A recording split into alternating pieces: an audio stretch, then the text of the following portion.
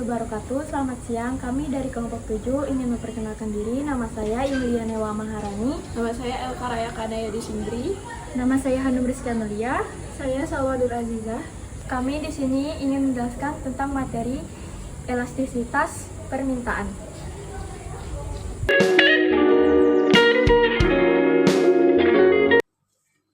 Baiklah, di sini saya akan menjelaskan tentang elastisitas.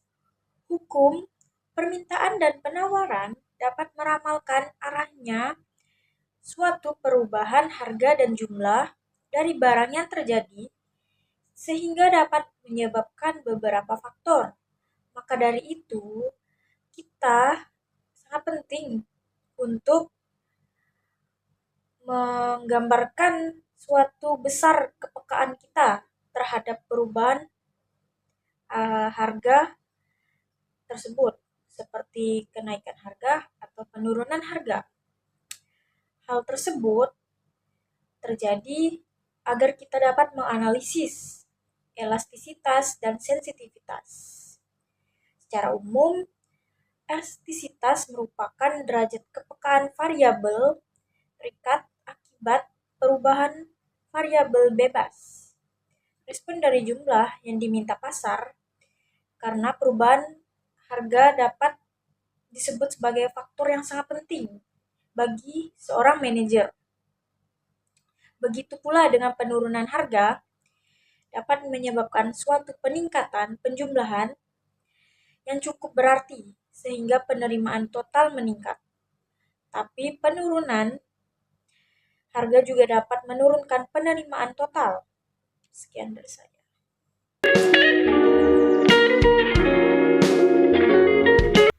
Baik, selanjutnya yaitu faktor yang mempengaruhi elastisitas permintaan atas harga.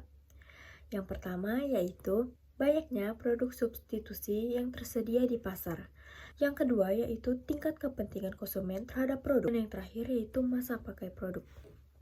Selanjutnya itu hubungan elastisitas permintaan dengan penerimaan total. Hubungannya adalah saat permintaan elastis, penurunan harga meningkatkan penerimaan, sebaliknya. Saat permintaan inelastis, penurunan harga justru menurunkan penerimaan. Selanjutnya yaitu hubungan elastisitas permintaan dengan penerimaan manajerial. Elastisitas permintaan menentukan arah perubahan penerimaan marginal. Saat permintaan elastis, penurunan harga peningkatan penerimaan total. Saat inelastis, penurunan harga justru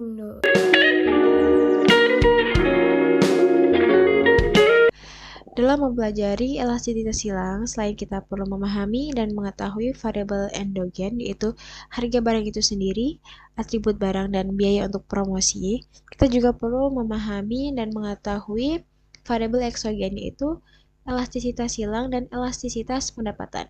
Nah, untuk elastisitas silang sendiri itu digunakan untuk mengukur kepekaan permintaan suatu produk tertentu terhadap harga produk lainnya yang berkaitan.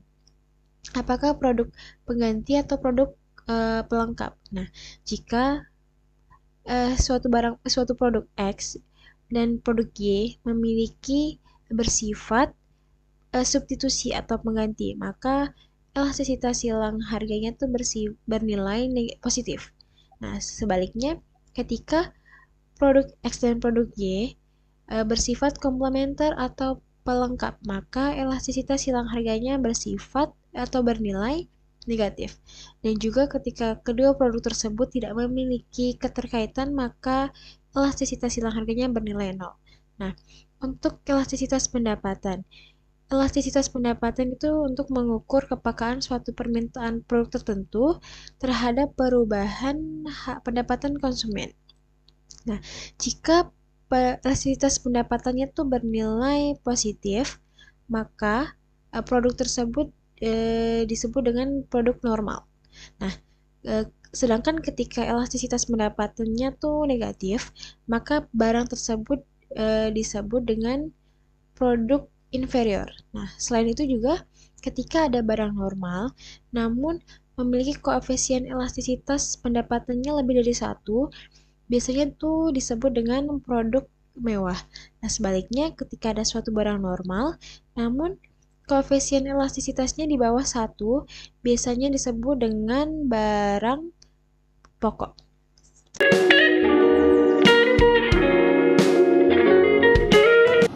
Oke, untuk kesimpulan dari ringkasan yang kita buat adalah elastisitas permintaan itu menunjukkan tingkat kepekaan konsumen terhadap perubahan harga.